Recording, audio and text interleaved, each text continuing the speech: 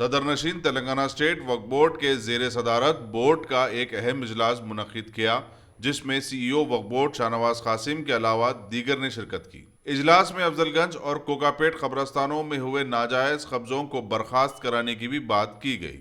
इसके अलावा अतापुर व दीगर इलाकों में वक्फ जायदादों को गैर मजाज तौर पर फरोख्त किए जाने के खिलाफ कार्रवाई करते हुए सेल डीड्स को रद्द कराना और जायदादों को वापस वक्फ बोर्ड के तहत लाने की भी बात की गई। इस मौके पर शाहनवाज कासिम ने सख्त लहजे में कहा कि वक्फ के तमाम मामलात मंशाए वक्फ के तहत ही तय होंगे और करारदाद मंजूर किए जाएंगे।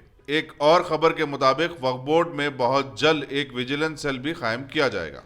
मेंबर्स को बुला के, हमारे CEO साहब को बुला के बोर्ड मीटिंग, क्योंकि 2 महीने में होना बोल के ऐसा एक्ट में है, तो उसी तरीके से आज मीटिंग रखे थे और उसमें एजेंडास ऐसा कोई पार्टिकुलर इतने एजेंडास बोल के नहीं, उसमें कोकापेट और हमारे जानुल्ला शाह और जो भी इम्पोर्टेंट थे उसको कैंसिलेशन करना बोल के आज डिसीजन लिए और नेक्स्ट मीटिंग एक 8-10 दिन के अंदर रखेंगे। अल्लाह चाहे तो वो मीटिंग में जो है ना पूरे एजेंडास लेके आएंगे।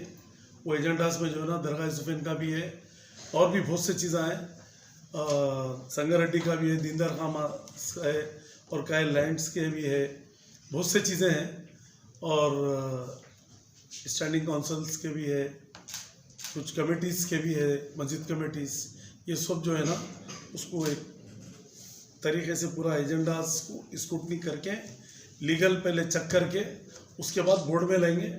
बोर्ड में लाने के बाद जो पास होते, जो डिफ़र होते, जो कैंसिल करते कैंसिल भी करते। तो उसमें ग्रेवयार्ड्स, ऑलवेज ग्रेवयार्ड्स रहता। अगर स्टाफ भी कुछ गलती करा है तो उसको भी पनिशमेंट होना पड़ेगा।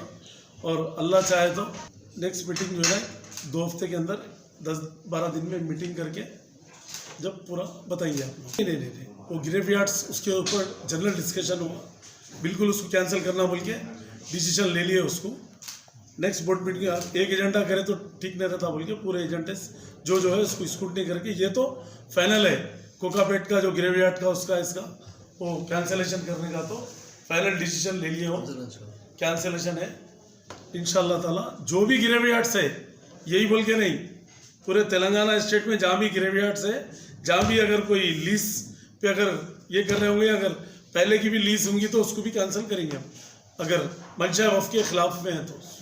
नेक्स्ट मीटिंग में इंशाल्लाह उसका डिसीजन लेंगे क्या करना है। फैसल अली शाह के भी भाई जो है एप्लीकेशन दिए हुए है कि मुतवल्ली बनाओ बोल के, तो उस पर भी गौर होगा, इस पर भी उसकी इंक्वायरी रिपोर्ट मंगा के कैसा करना है देख लेंगे।